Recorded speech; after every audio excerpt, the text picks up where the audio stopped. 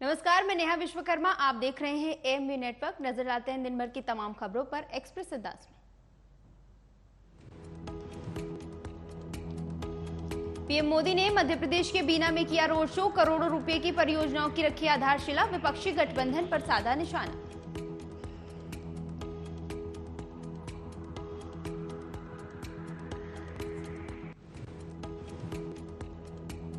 UP में लागू होगी नई राष्ट्रीय शिक्षा नीति। पढ़ाई के घंटे होंगे कम। छात्रों को रविवार के साथ 2 शनिवार की भी मिलेगी छुट्टी।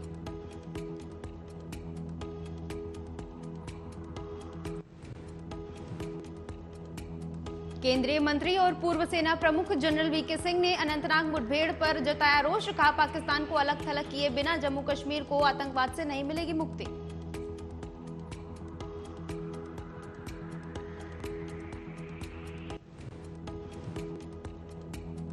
जम्मू कश्मीर के अनंतनाग में आतंकियों की तलाश में सुरक्षा एजेंसियां चला रही कॉम्बिंग ऑपरेशन। पूरे इलाके को घेरा। ड्रोन से पूरे इलाके में रखी जा रही है नजर।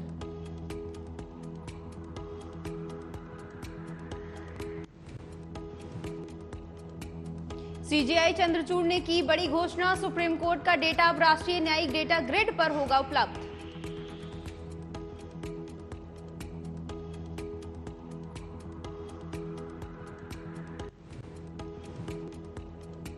जल्द ही एनजेडीजी से जोड़ा जाएगा सुप्रीम कोर्ट। लोगों को लंबित मामलों और निपटारा दर से मिलेंगी तमाम जानकारियां।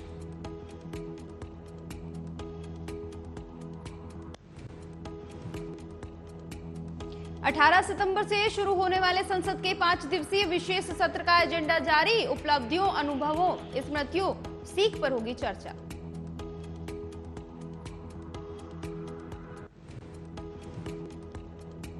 विशेष सत्र के एजेंडे पर थी सबकी निगाहें। सत्र का एजेंडा जारी होने पर कांग्रेस नेता जयराम रमेश ने की टिप्पणी।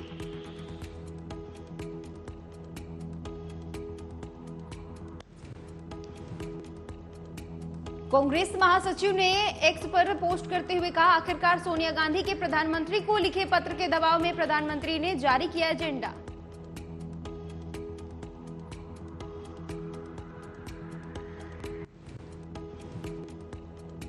और बिहार के समस्तीपुर में पुलिस कंट्रोल रूम में ड्यूटी के दौरान महिला सिपाही ने की खुदकुशी। पुलिस महकमे में मचा हड़कंप।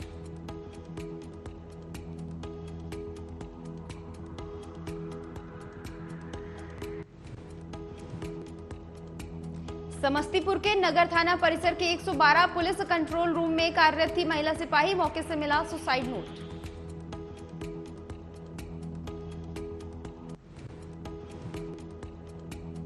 सुसाइड नोट में महिला सिपाही ने मेजर पर मानसिक प्रताड़ना का लगाया आरोप। पति के निलंबन पर भी उठाए सवाल।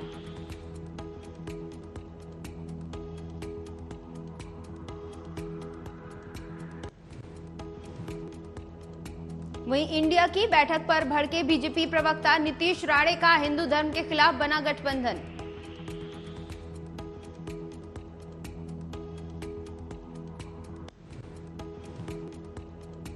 नीतीश ने कहा, हिटलर ने जो जर्मनी में किया था वही इंडिया गठबंधन के लोग कर रहे हैं। अलायंस को बताया हिंदू विरोधी।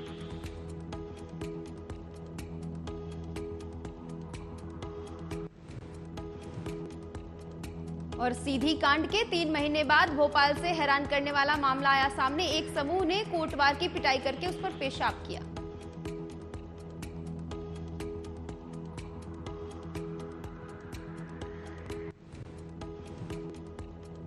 घटना का मुख्य आरोपी शेरू मीणा कथित तौर पर भाजपा विधायक रामेश्वर शर्मा से जुड़ा हुआ व्यक्ति बताया गया। कानून व्यवस्था पर उठ रहे सवाल।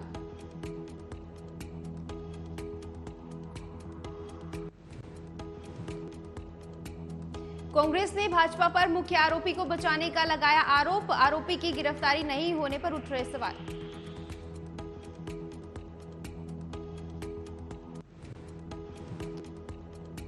और दिल्ली के मुख्यमंत्री अरविंद केजरीवाल का दावा, दिल्ली सरकार की फ्री योजनाओं से राजधानी के लोगों को महंगाई से मिली राहत।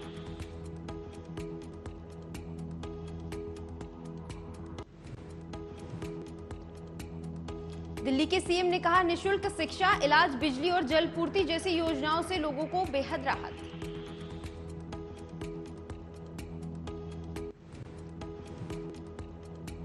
वहीं रूसी राष्ट्रपति पुतिन की बढ़ सकती है मुश्किलें। रूसी बॉर्डर पर जुटेंगे नाटो के 41,000 सैनिक। अब तक का सबसे बड़ा युद्धाभ्यास होगा।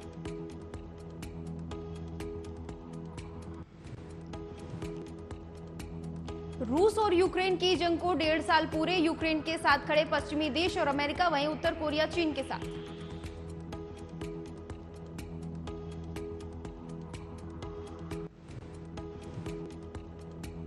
यूक्रेन पर रूसी हमले के बाद सहमे नाटो देश। तो छोटे छोटे देशों को जंग के हालात की वजह से लगातार युद्धाभ्यास जारी।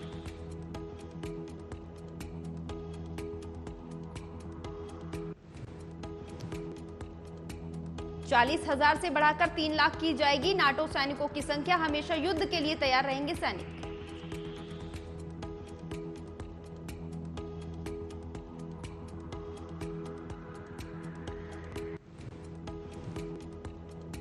और गाजा बॉर्डर पर फिर से हलचल। गाजा ब्लास्ट में 5 फिलिस्तीनियों की मौत। इजरायली सैनिकों ने प्रदर्शनकारियों पर चलाई गोलियां।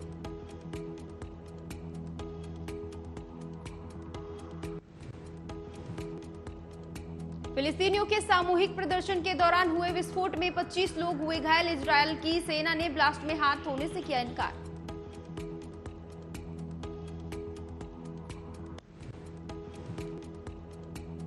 विस्फोट से पहले सीमा बाड़ पर फिलिस्तीन के प्रदर्शनकारियों और इजरायली सैनिकों के बीच हुई थी झड़प। सूत्रों के हवाले से खबर।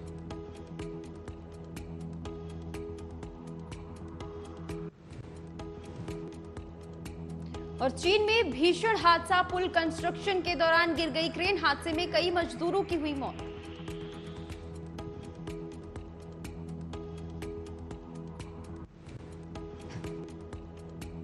तुओ नदी पर एक्सप्रेसवे पुल के कंस्ट्रक्शन के दौरान हुआ हादसा। दुर्घटना में 6 मजदूरों की मौत।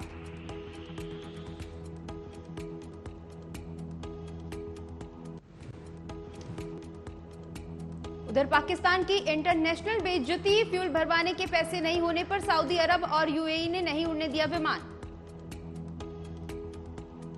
सरकारी विमान कंपनी पीआईए के विमानों में ईंधन भरवाने तक के नहीं है पैसे। पाकिस्तान को झेलनी पड़ रही है इंटरनेशनल बेइज्जती।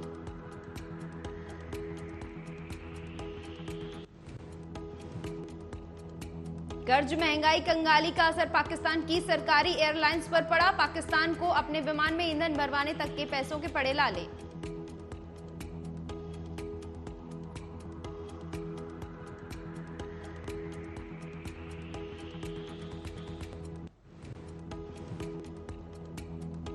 पीएम मोदी की तारीफ करते हुए पुतिन ने दिया बड़ा बयान। पुतिन ने कहा, हमें अपने साथी भारत से सीखना चाहिए कैसे करना है काम।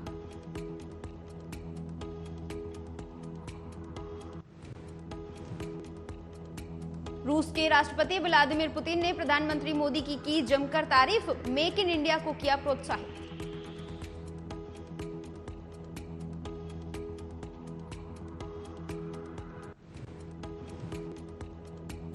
ईस्टर्न इकोनॉमिक फोरम के एक प्रोग्राम में पुतिन ने की भारत की तारीफ। कहा, भारतीय लोग अब गाड़ियां और जहाज खुद ही बना रहे हैं।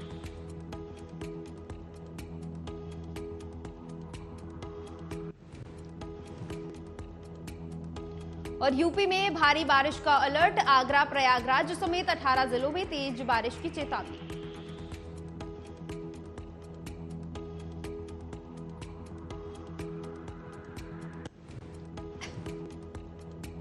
उत्तराखंड के कई जिलों में भारी बारिश की संभावना और मौसम विभाग ने ऑरेंज अलर्ट किया जारी। तटीय आंध्र प्रदेश में कम हो गई बारिश।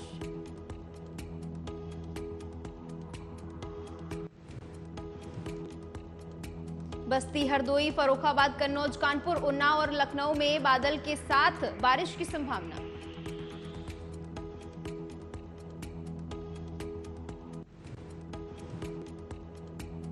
सितंबर में पश्चिमी यूपी के कुछ जगहों पर गरज के साथ बारिश की संभावना। 14 सितंबर को भी होगी बारिश। पूर्वी राजस्थान, बिहार, झारखंड, आंतरिक कर्नाटक, पश्चिमी मध्य प्रदेश और तमिलनाडु में भी हल्की से मध्यम बारिश की जताई गई संभावना।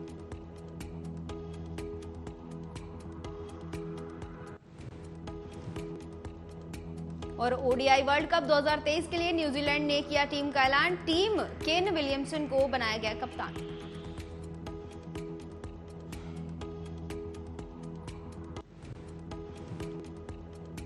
5 अक्टूबर को भारत की धरती पर शुरू हो रहा है वनडे वर्ल्ड कप 2023। टीम में 15 खिलाड़ियों को मिली जगह।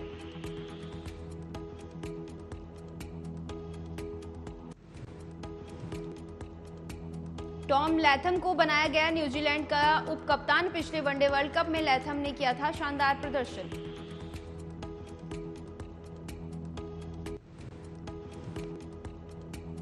रोमानिया की स्टार टेनिस खिलाड़ी को लगा बड़ा झटका। सिमोना हालेप को डोपिंग के उल्लंघन के कारण 4 साल का बैन लगाया गया।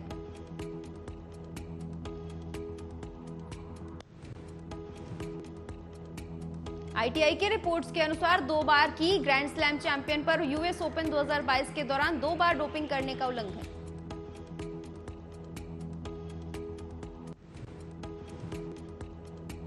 हसीना सईद पल्लवी के संग डेब्यू करेंगे आमिर खान के बेटे जुनैद। एक्टर के बेटे ने डेब्यू की लगभग सभी तैयारियां पूरी कर ली।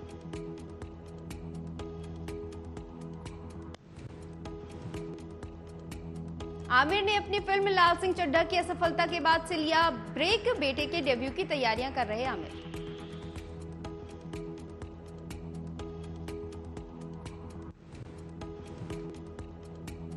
आमिर की पहली पत्नी रीना दत्ता के बेटे हैं जुनैद खान। रीना से तलाक के बाद आमिर खान ने की किरण राव से शादी।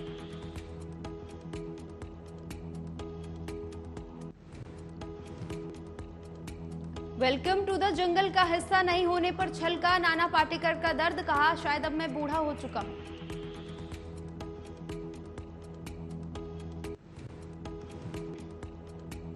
छह साल बाद नाना पाटेकर विवेक अग्निहोत्री की फिल्म द वैक्सीन वॉर से बॉलीवुड में कर रहे हैं कमबैक। सुर्खियां बटोर रहे।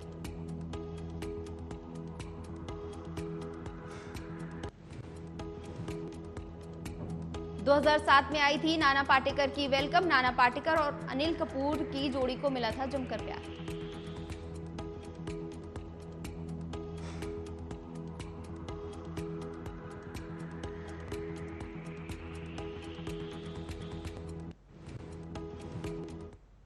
रुक करते हैं कुछ और खबरों का। केंद्र सरकार ने 18 से 22 सितंबर के लिए संसद का विशेष सत्र बुलाया है। इस दौरान संसद में 4 बिल पेश किए जाएंगे। राज्यसभा की ओर से 13 सितंबर को जारी संसदीय बुलेटिन में इसकी जानकारी दी गई। सत्र के पहले दिन यानी 18 सितंबर को राज्यसभा में 75 सालों की संसदीय यात्रा, उपलब्धियां, अनुभव, यादों और सीख पर चर्चा होगी। उधर 17 सितंबर को पीएम नए संसद भवन पर राष्ट्रीय ध्वज फहराएंगे। इसी दिन मोदी का जन्मदिन और विश्वकर्मा जयंती भी है। नए भवन में कामकाज अभी शुरू होना है। सूत्रों के अनुसार ध्वजारोहण के बाद ही संसद में कामकाज शुरू हो सकेगा, क्योंकि देश के फ्लैग कोड के अनुसार किसी की भी इमारत पर पहले ध्वज फहराना ही जरूरी होता है। पुणे में राष्ट्रीय स्वयं सेवक संघ की 3 दिवसीय अखिल भारतीय समन्वय बैठक आज से शुरू होगी। इसमें आरएसएस प्रमुख मोहन भागवत और बीजेपी अध्यक्ष जेपी नड्डा शामिल होंगे। इस बैठक में केंद्रीय गृह मंत्री अमित शाह के शामिल होने की भी संभावना जताई जा रही है। सूत्रों के अनुसार समन्वय बैठक में देश की सामाजिक आर्थिक स्थिति पर चर्चा होगी। बीजेपी, अखिल भारतीय विद्यार्थी परिषद, हिंदू विश्व परिषद, भारतीय किसान संघ, भारतीय मजदूर संघ सहित आरएसएस से मान्यता प्राप्त लगभग 36 संगठन, 266 पदाधिकारी बैठक में भाग लेंगे। मार्च 2017 में लखनऊ के ठाकुरगंज इलाके में मारे गए आईएसआई आतंकी सैफुल्लाह के 2 साथियों अतीक, मुजफ्फर और फैजल की सजा पर लखनऊ की एएनआई स्पेशल कोर्ट आज यानी 14 सितंबर को सुनवाई करेगी। सोमवार को दोनों ही आरोपियों को कोर्ट में पेश नहीं किया जा सका था। इन आतंकियों ने कानपुर में दिल दहलाने वाला हत्याकांड को अंजाम दिया था। बता दें कि कानपुर में एक प्रिंसिपल के रिटायर्ड प्रिंसिपल रमेश बाबू शुक्ला की 24 अगस्त 2016 को हत्या हुई थी। इस कत्ल को उस वक्त अंजाम दिया गया जब रमेश कानपुर के चाकेरी इलाके में साइकिल से घर जा रहे थे। इसी दौरान सैफुल्लाह, आतिक, मुजफ्फर और फैजल ने उनकी गोली मारकर हत्या कर दी थी। राजस्थान पर्यटन विभाग में इंडियन हेरिटेज हॉस्टल्स एसोसिएशन की ओर से राजस्थान मिशन 2030 के लिए बैठक आयोजित हुई, जिसमें आईएचएचए के अध्यक्ष रणधीर विक्रम सिंह मंडावा ने बुधवार को जयपुर में आयोजित प्रेस कॉन्फ्रेंस में जानकारी दी कि मनरेगा लेबर को उन हेरिटेज होटल साइट्स पर काम दिया जा सकता है जहां निर्माण का कार्य, पुनरुद्ध और नवीनीकरण का काम चल रहा है। इससे उन्हें काम के लिए बेहतर स्थिति के अवसर मिलेंगे। राजस्थान में लगभग 200 हेरिटेज होटल हैं। इनमें से आगे विकास की काफी संभावनाएं हैं, जिससे रोजगार के प्रचुर अवसर उत्पन्न होंगे। बता दें कि ये प्रेस कॉन्फ्रेंस आगामी 15 और 16 सितंबर को अलवर के तिजारा फोर्ट में भी 110वें IHHA एनुअल कन्वेंशन की घोषणा के लिए आयोजित की जाएगी।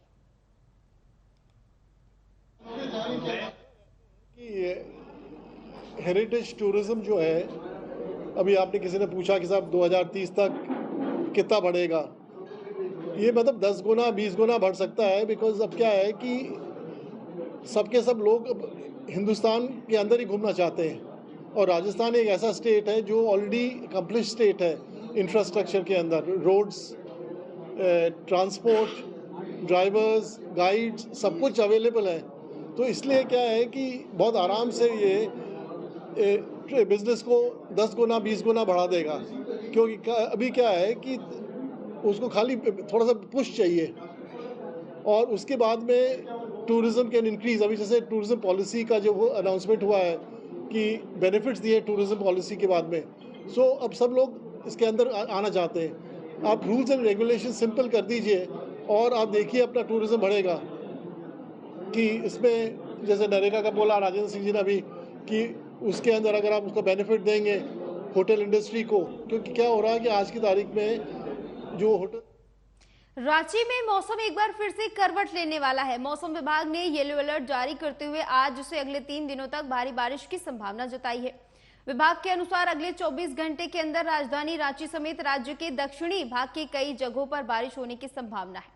इसी बीच राज्य में कई हिस्सों में वज्रपात की भी संभावना जताई गई है। इसके मद्देनजर मौसम विभाग ने लोगों को सावधान रहने की अपील की है। विभाग ने यह भी बताया है कि बंगाल की खाड़ी में होने वाले परिवर्तन की वजह से राज्य के कई हिस्सों में बारिश की संभावना है। विभाग ने बताया कि अगले कुछ दिनों तक खूंटी, सिमडोड़ा, गढ़वा, पलामू और पश्चिम सिंहभूम में भी कुछ हिस्सों पर हल्की से मध्यम बारिश की संभावना जताई गई है। इसके साथ ही आज राजधानी रांची और अला में गुमला, सिमडेगा, लोहदरगा, खूंटी और पश्चिमी सिंहभूमि में बारिश की संभावना है। इसके साथ ही 15 सितंबर को भी कोल्हान और संथाल के 2 जिलों को छोड़कर अन्य राज्य के अन्य हिस्सों में बारिश की संभावना जताई गई है। बिहार में आरजेडी के दिग्गज नेता लालू यादव हों या फिर यूपी में समाजवादी पार्टी के आजम खान, ऐसे कई ईडी और ऐसे कई नेता जिनमें ईडी और आयकर विभाग की रडार पर हैं। जनता को करोड़ों रुपए की चपत लगाने वाले इंडिया गठबंधन के कई नेता सलाखों के पीछे होंगे, जिसका खामियाजा विपक्षी गठबंधन इंडिया को भुगतना पड़ेगा। इस रिपोर्ट में देखिए।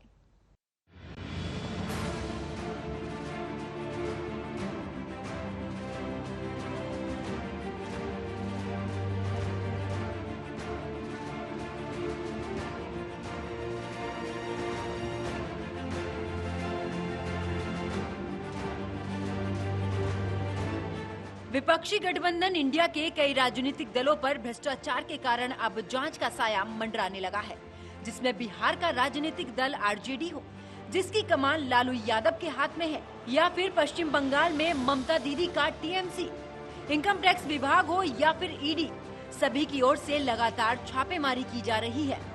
लैंड फॉर जॉब स्कैम मामले में आरजेडी नेता लालू यादव पर केंद्रीय गृह मंत्रालय ने केस चलाने की अनुमति दे दी है। इतना ही नहीं, 14 साल पुराने मामले में लालू को बड़ा झटका देते हुए बेटे तेजस्वी, बेटी मीसा के साथ पत्नी राबड़ी को भी आरोपी बनाया गया है। उस वक्त लालू यादव रेल मंत्री थे। दावा है कि लालू यादव ने रेल मंत्री रहते हुए रेलवे में लोगों को नौकरी देने के बदले उनकी जमीन लिखवा ली थी। लालू यादव 2004 से 2009 तक रेल मंत्री रहे थे। ईडी ने कार्रवाई करते हुए अब लालू परिवार की 6 करोड़ से ज्यादा की संपत्ति जब्त कर ली है। वहीं अब टीएमसी नेता, टीएमसी सांसद और बंगाल की चर्चित एक्ट्रेस नुसरत जहां लोगों से ठगी के आरोप में जांच एजेंसियों के दायरे में आ गई हैं, उनसे सीनियर सिटीजन से फ्लैट बिक्री के करोड़ों रुपए के फ्रॉड मामले में प्रवर्तन निदेशालय ने 6 घंटे तक पूछताछ की है। Real estate company seven sense infrastructure private limited में जब वे निदेशक थी, उस दौरान इस फ्रॉड का आरोप लगा है। 400 से ज्यादा वरिष्ठ नागरिकों के साथ एक कंपनी में पैसा जमा किया था। इस दौरान प्रत्येक व्यक्ति से 5.5 लाख रुपए लिए गए और उन्हें इसके बदले में 1000 वर्ग फुट का फ्लैट देने का वादा किया गया था। हालांकि हुआ ये कि ना किसी को फ्लैट मिला और न ही पैसे वापस दिए गए। उस समय नुसरत जहां कंपनी की इकलौती निदेशक थी।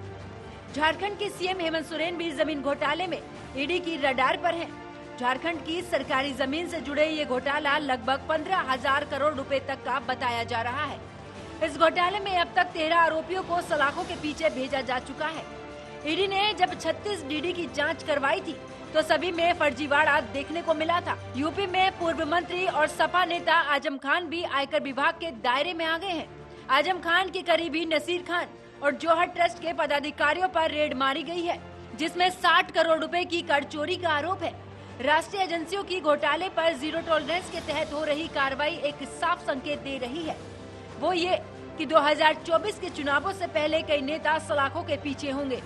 Bureau report, AMB network.